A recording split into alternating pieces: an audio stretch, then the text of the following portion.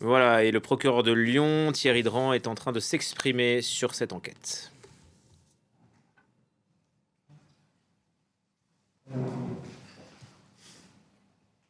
Attendre votre collègue, peut-être. Vous me dites quand c'est bon, monsieur?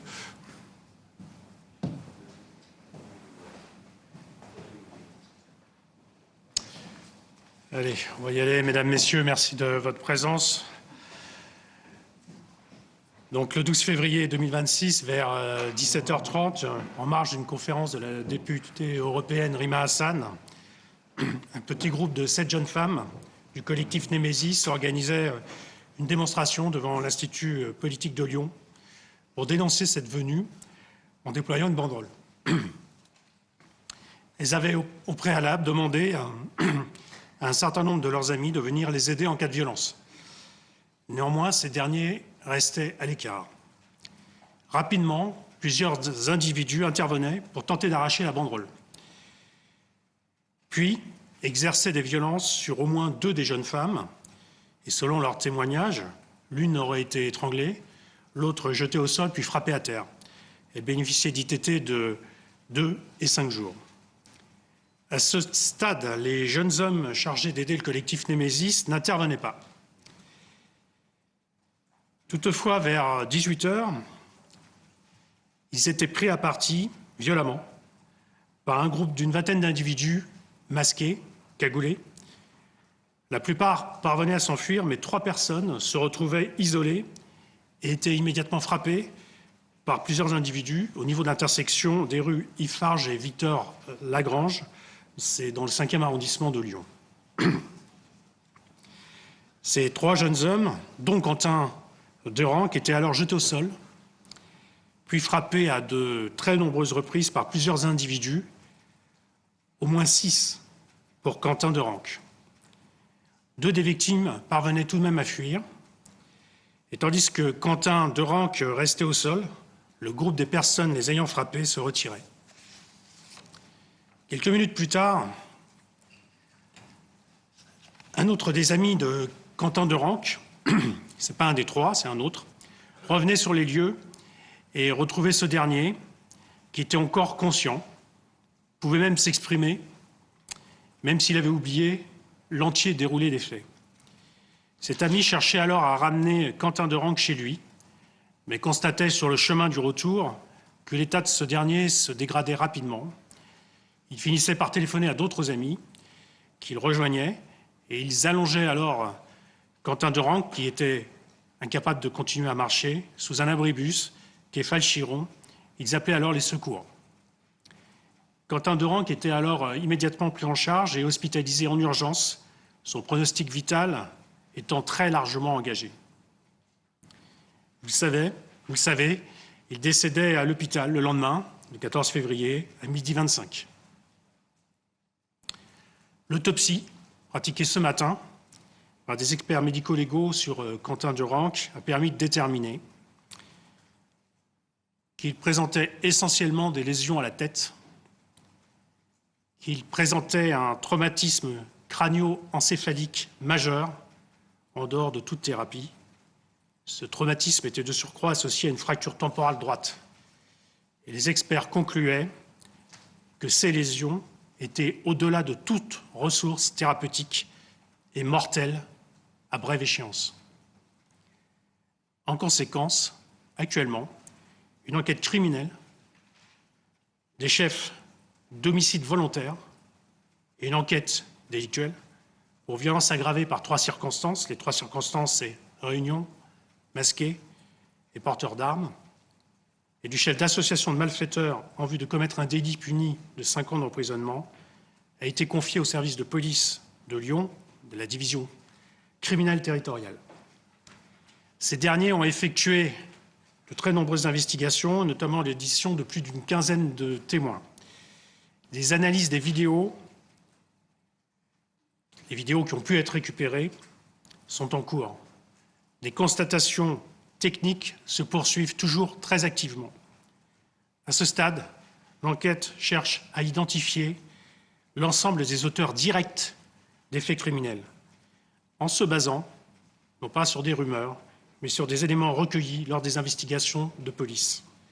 Puis, des interpellations seront effectuées.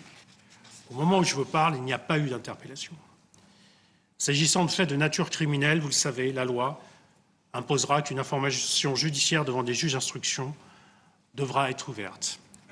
Je vous remercie. Je suis prêt à répondre à quelques questions. Rapides questions, s'il vous plaît. Est-ce que vous confirmez que, juste avant les faits, il y avait une bagarre entre deux groupes de personnes à peu près? Excusez-moi, je ne vous entends pas très bien. Juste avant les faits, est-ce qu'il y a eu une bagarre entre deux groupes à peu près d'égale composition, une vingtaine de personnes? Oui, c'est ce que je viens de vous expliquer. Oui. Il y avait bien une bagarre entre deux? Il y a eu une intervention musclée et une partie a pu s'échapper et il en reste les 3 qui se sont retrouvés isolés. C'est ce que je vous ai expliqué tout à l'heure. Des coups de couteau ont-ils été Non. portés à la victime? Non, absolument pas. De quelles armes étaient porteurs les militants antifascistes? Ce sont des armes par destination. Excusez-moi, l'assistant parlementaire de Raphaël Arnaud était-il présent le soir des faits, ce jeudi soir? Je vous ai dit qu'on était en train d'identifier les auteurs des faits. Donc, au moment où je vous parle, il n'y a pas d'interpellation. Donc voilà, donc l'enquête se poursuit. C'est une enquête criminelle. Une enquête criminelle, ça prend du temps. Ça ne peut pas se faire en quelques jours. C'est pas une comparution immédiate. Donc ça prendra un peu de temps. La victime avait-elle un casier? Non, elle n'a pas d'antécédent judiciaire. Une heure et demie entre l'affaire Lagarde et la prise en charge de Quentin. Est-ce que vous détaillez ce qui s'est passé sur ce champ en une heure et demie? On est en train de vérifier. C'est les investigations qui sont en cours, enfin une partie des investigations qui sont en cours.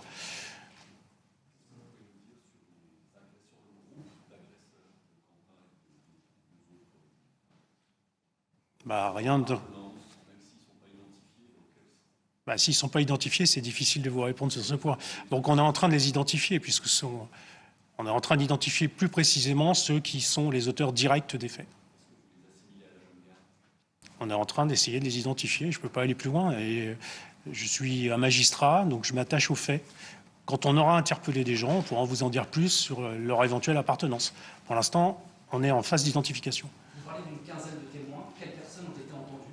Voilà l'enquête qui continue donc après la mort samedi de ce jeune nationaliste Quentin Derenque à Lyon. Le procureur nous confirme qu'il n'y a aucune interpellation pour l'instant. Il nous annonce également l'ouverture d'une enquête criminelle et il explique que Quentin Derenque a été victime d'un traumatisme crânien majeur, mortel à brève échéance, dit-il, suite à l'agression de 6 hommes. Donc aucune interpellation pour l'instant. Fleur Simon, on s'accroche donc à ce qu'a dit le ministre de la Justice, puis le ministre de l'Intérieur. Tout converge vers la piste de l'ultra-gauche, mais pour l'instant, il n'y a pas de confirmation côté de justice. Non, en effet, pas de confirmation. Alors, en effet, et Laurent Nunez, ministre de l'Intérieur, et Gérald Darmanin, hier, ministre de la Justice, affirme quasiment que ce lynchage qui a entraîné la mort donc, est lié à l'ultra-gauche.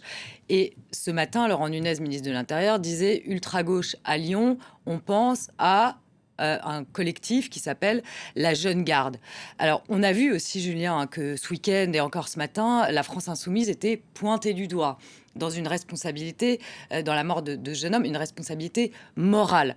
Pourquoi? Parce que la Jeune Garde, si c'est elle, encore une fois, on ne le sait pas, mais si la Jeune Garde est impliquée dans ce qui s'est passé, c'est un collectif qui est proche de la France Insoumise.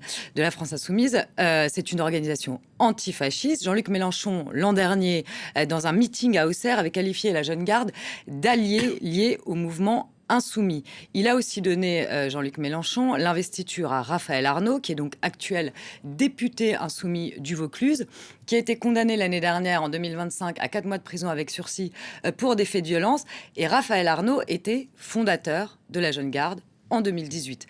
Et ce qui embarrasse profondément la France Insoumise, c'est que des militantes de ce collectif d'ultra-droite Némésis ont témoigné en disant que le collaborateur de Raphaël Arnaud, qui travaille avec lui à l'Assemblée nationale, a fait partie de ceux qui ont lynché Quentin. Pour l'instant, cet assistant parlementaire s'est mis en retrait de ses fonctions et Yaël Braun-Pivet, la présidente de l'Assemblée nationale, vient de lui interdire l'accès à l'Assemblée nationale à titre conservatoire parce que Yaël Braun-Pivet, elle doit, si vous voulez, s'assurer que tout se passe bien à l'Assemblée nationale et qu'évidemment, si ce collaborateur, étant donné qu'il est accusé par des militantes du groupuscule d'extrême droite Némésis, d'avoir fait partie de ceux qui ont lynché Quentin, s'il vient à l'Assemblée nationale, il risque d'y avoir, que le calme ne soit pas au rendez-vous. Donc, pour l'instant, en effet, le procureur de Lyon n'a pas dit grand-chose. Sachez juste que la Jeune Garde a été dissous en 2025 par Bruno Retailleau parce qu'ils estiment que c'est un collectif violent.